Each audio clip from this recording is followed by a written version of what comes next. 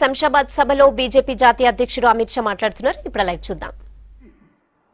परिवारवाद से ग्रस्त है, यहां पर केसीआर की पार्टी भी परिवारवाद के ग्रस्त है। आप बताओ भैया, आप किसी के मन में दुविधा है? चंद्रशेखर राव जी के बाद इनकी पार्टी के नेता कौन होंगे, बात में आपके मन में दुविधा है क्या? कोई आगे नहीं आने वाला है। बेटा आएगा, बेटी आएगी, दामाद आएगा, बस कहीं तेलंगाना का विचार नहीं है। ये भारतीय जनता पार्टी है जो देश के अंदर देश के विकास के आगे चलती है। मित्रों, भारतीय जनता काम किया, बायोडाइवर्सिटी रिसर्च सेंटर हैदराबाद को देने का काम किया, centre for innovation of defence excellence Hyderabad को देने का काम किया और 40,800 करोड़ रुपए की घोषणा हैदराबाद से बेंगलोर और हैदराबाद से Vijayawada national highway Bharatiya Janata party के नरेंद्र मोदी सरकार ने। शहरी विकास के लिए 12 शहर में 1666 करोड़ रुपया, स्मार्ट सिटी वारंगल और करीमनगर के लिए 3500 करोड़ रुपया देने का काम किया। इसके अलावे एम्स देने का काम तेलंगाना को नरेंद्र मोदी सरकार ने किया। एम्स भी नरेंद्र मोदी सरकार ने दिया। ट्राइबल यूनिवर्सिटी वारंगल के अंदर दी, गजवेल के अंदर एक सेंट्रल यूनिवर्सिटी देने का काम किया। श्रीकोंडा लक्ष्मण तेलंगाना बागवानी यूनिवर्सिटी, हॉर्टिकल्चर यूनिवर्सिटी देने का काम किया। प्रोफेसर जयशंकर एग्रीकल्चर यूनिवर्सिटी देने का काम किया और PV Narasimha Rao veterinary university देने का काम भी भारतीय जनता पार्टी की नरेंद्र मोदी सरकार ने किया। एक कॉटन रिसर्च सेंटर तेलंगाना के किसानों को लिए दिया और केंद्र सरकार ने रेलवे के नेटवर्क के लिए 9 नई रेलवे लाइन बिछाने का काम किया। भारतीय जनता पार्टी की सरकार के द्वारा तेलंगाना के विकास के लिए ढेर सारे प्रकल्प किए, मगर अभी राहुल बाबा इधर इधर घूमने लगे हैं। यहां पर भी आते हैं ना राहुल बाबा, आते हैं नहीं आते हैं? मित्रों, मैं उनको पूछना चाहता हूं, 10 साल तक आपकी सरकार थी, सोनिया मनमोहन की सरकार थी, यूपीए सरकार ने तेलंगाना के विकास के लिए क्या किया? यूपीए सरकार थी, तेलंगाना के विकास के लिए 5 साल के अंदर सिर्फ 16,500 करोड़ रुपया दिया था। कितना दिया था बोलो तो भैया? 16,500 करोड़ रुपया। नरेंद्र मोदी सरकार ने 5 साल के अंदर 2,45,847 करोड़ रुपया देने का काम ये भारतीय जनता पार्टी की सरकार ने किया। और केसीआर हमें पूछते हैं कि आपने क्या किया? भाई, हमने तो बेटे बेटी के अलावे बाकी सारा काम तेलंगाना के लिए ही किया है। मित्रों, अभी अभी यहां चुनाव हुआ है। तेलंगाना की जनता ने केसीआर को चुना है। हम जनादेश को स्वीकार करते हैं, मगर आप मुझे बताइए, किसी भी हालत में चंद्रशेखर राव जी इस देश का प्रधानमंत्री बन सकते हैं क्या? बन सकते हैं?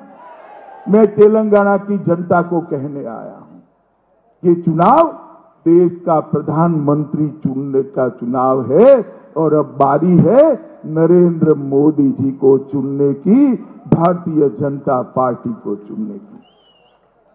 नरेंद्र मोदी जी को जिताने का मतलब है देश की सुरक्षा को सुनिश्चित करना। हैदराबाद वाले मुझे बताए कि हैदराबाद विमोचन दिन ये तेलंगाना सरकार क्यों नहीं मनाती? मनाया जाता है क्या? जरा जोर से बोलो, मनाया जाता है? मनाना चाहिए नहीं मनाना चाहिए? वो नहीं मनाएंगे चंद्रशेखर राव जी। ओवैसी से डर लग रहा है, ओवैसी से डर लग रहा है। मित्रों, एक ऐसी पार्टी चुनिए जो हैदराबाद को, जो तेलंगाना को ये रजाकारों के त्रास से मुक्ति दिलाने का काम करे। और वो पार्टी एक ही पार्टी हो सकती है, भारतीय जनता पार्टी हो सकती है, नरेंद्र मोदी जी हो सकते हैं। जो सरकार चुनने के बाद इतना बड़ा मैंडेट दिया, 2.5 महीने तक अपनी कैबिनेट नहीं बना पाए। कितने महीने नहीं बना पाए भैया? अच्छा लगा आपको? अच्छा लगा? 2.5 महीने तक जो व्यक्ति अपनी कैबिनेट नहीं बना सकता, वो तेलंगाना का भला नहीं कर सकता मित्रों। और मैं क्या आपको कहना आया हूं कि हमारे भारतीय जनता पार्टी ये ओवैसी के खिलाफ लड़ने का पूरा दमखम रखने वाली पार्टी है। मित्रों, अभी अभी नरेंद्र मोदी सरकार ने ढेर सारे काम किए हैं, वो मैंने बताया। परंतु नरेंद्र मोदी सरकार ने सबसे बड़ा काम अगर कोई किया है तो देश को सुरक्षित करने का काम भारतीय जनता पार्टी की नरेंद्र मोदी सरकार ने। मित्रों, 10 साल तक केंद्र में यूपीए की सरकार थी, सोनिया मनमोहन की सरकार थी। ये आलिया मालिया जमालिया देश के अंदर घुसते थे, जवानों के सर काट कर ले जाते थे, कोई इसका हिसाब किताब करने वाला नहीं था। पुलवामा के अंदर पाक प्रेरित आतंकवादियों ने हमला किया और पाक प्रेरित आतंकवादियों ने हमारे 40 सीआरपीएफ के जवानों को मौत के घाट उतार दिया। सबको लगा कि अब क्या हो सकता है। पाकिस्तान ने सीमा पर सेना खड़क दी, तोपें बिछा दी, टैंकें बिछा दी कि मोदी जी फिर से सर्जिकल स्ट्राइक न करें। मगर ये तो मोदी जी है, उन्होंने सीमा पर टैंकें और तोपें बिछाई। मोदी जी ने एयरफोर्स का उपयोग कर एयर स्ट्राइक कर पाकिस्तान के घर में घुसकर आतंकवादियों के अड्डों को उड़ाने का काम ये नरेंद्र मोदी सरकार ने। और मित्रों, जब एयर स्ट्राइक हुई, पूरे देश के अंदर खुशी का माहौल था।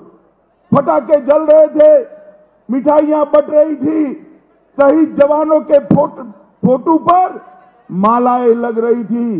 2 जगह मातम चल रहा था, 2 जगह। एक मातम चल रहा था पाकिस्तान में, वो तो होना ही चाहिए। और दूसरा मातम था राहुल बाबा एंड कंपनी के कैंप के अंदर मातम चल रहा था। राहुल बाबा एंड कंपनी, वो कह रहे हैं, राहुल बाबा के गुरु सैम पित्रोदा कह रहे हैं कि आपने क्यों एयर स्ट्राइक करी, बम क्यों गिराए, उनसे बातचीत करिए, इतनी छोटी सी गलती के लिए बम गिराना। अरे सैम पित्रोदा जी, 40 जवानों का मौत छोटी बात नहीं होती है। आपको आतंकवादियों के साथ इलू इलू करना है तो करिए, ये तो नरेंद्र मोदी सरकार है। वहां से गोली आएगी, यहां से गोला जाएगा, ईंट का जवाब पत्थर से दिया जाएगा।